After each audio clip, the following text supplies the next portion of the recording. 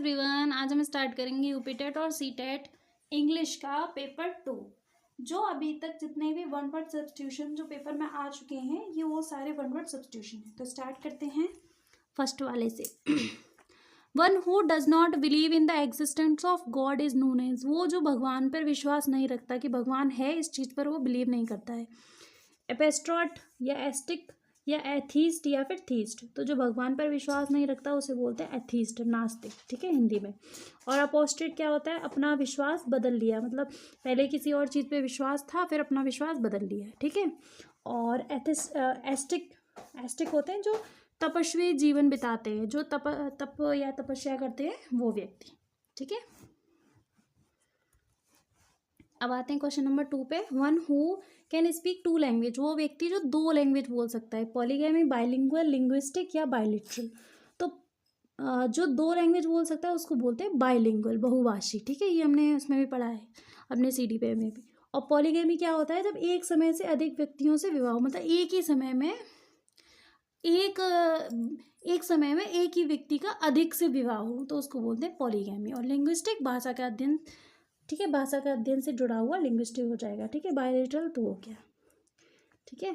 अब आते question number 3 पे। The person who work for free. वो आदमी जो फ्री काम करता हो, ठीक है, उसको क्या बोलेंगे? सर्वेंट, ऑर्गेनाइजर, मेंबर या वॉलंटियर। तो ऑप्शन बी करेक्ट हो जाएगा, ऑप्शन सी करेक्ट हो जाएगा, वॉलंटियर, ठीक है। सर्वेंट नौकर होता है, ऑर्गेनाइजर जो किसी चीज़ को ऑर्गेनाइज करता है, मेंबर किसी भी पार्टी का मेंबर हो गया, किसी भी स्कूल का, किसी भी ग्रुप का मेंबर, ठीक है। Question number 4। Government by nobility. ऐसी गवर्नमेंट जो नोबिलिटी वाली गवर्नमेंट है, तो कौन सी?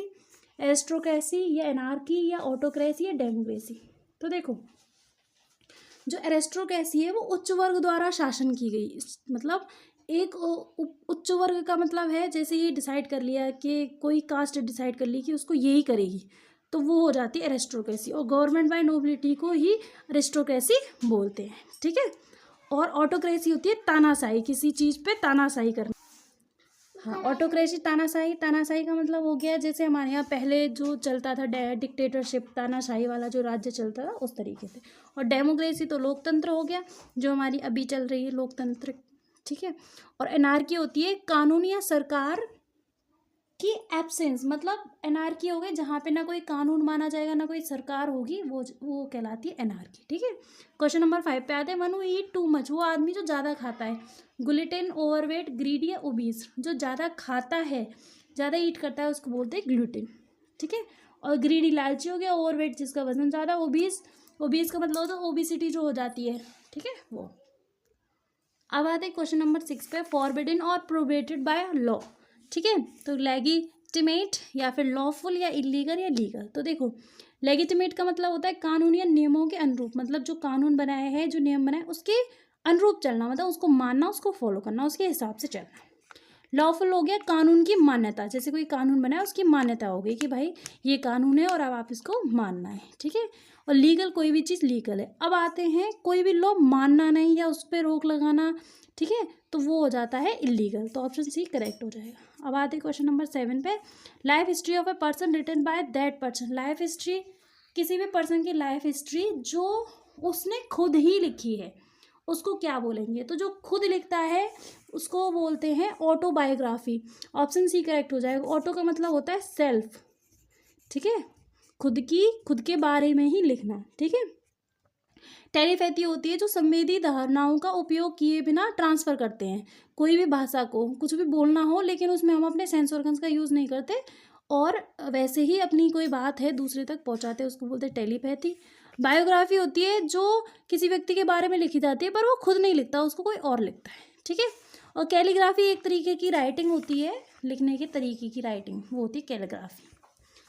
अब आते हैं आप 8th क्वेश्चन पे। A person who sacrifice life for a cause. एक आदमी जो अपनी लाइफ को सेक्रीफाई कर देता है किसी एक कारण के लिए, उसको बोलते हैं फम्बलिस्ट या फिर जेंटर या फिर बोलते चौफेर या फिर मार्टियर, ठीक है। तो जो अपनी लाइफ को सेक्रीफाई करता है किसी कारणवश, किसी एक उद्देश्य के लिए, तो उसको बोलते हैं मार्टियर, ठीक है। और फम्बलिस्ट वो होता है जो रस्सी से कलाबाजी करता है। और जेंटियर वो होता है जो इमारत को साफ रखने के लिए एक व्यक्ति को निर्धारित करते हैं कि इसको ये वाला काम करना है। जैसे ताजमहल का 7 वंडर्स ऑफ द वर्ल्ड है, तो उसकी देखभाल करने के लिए जो रखा जाता है इस तरीके से। और चैफर होगा जो निजी स्वामित्व वाले कार चलाने के लिए पेड करना, जैसे खुद की कार है उसके लिए भी पेड करना, वो हो जाता है चॉफेयर। ठीक है, अब आते हैं question number 9। One who believes in a fate, वो व्यक्ति जो फेट पर विश्वास रखता है। फेट का मतलब हो गया भाग्य पे विश्वास रखता है, भाग्य पे विश्वास रखता है। ठीक है, तो वेटरियन या एथिस्ट या फेटलिस्ट या फिर एमेचर। ठीक है, तो वेटरियन होता है किसी विशेष क्षेत्र में लंबा अनुभव हो, किसी को बहुत अच्छी से जानकारी हो किसी विशेष क्षेत्र में। ठीक है, एथिस्ट हो जाता है नास्तिक। ठीक है, और एमेचर हो जाता है जो किसी विशेष गतिविधि में अक्षम हो, वो कोई विशेष काम न कर पाता हो, कि ये वाला काम न कर पाता हो कोई। ठीक है, और फेटलिस्ट हो जाता है जो भाग्य पर विश्वास रखता हो। तो option C is correct. Last question, question number 10। A place where birds are kept, वो जगह जहाँ पे बर्ड्स को रखा जाता है। तो हाउस में तो हम लोग रहते हैं। एपायरी में मधुमक्खी रहती है, मधुमक्खी का छत्ता को बोलते हैं एपायरी। एक्वेरियम में फिश रहती हैं, तो एवायरी हो जाएगा जिसमें बर्ड्स रहती हैं। ठीक है, ये सारे वही वन वर्ड सब्स्टिट्यूशन है जो अभी तक पेपर में आ चुके हैं 2011 से लेके अब तक। ठीक है, थैंक यू।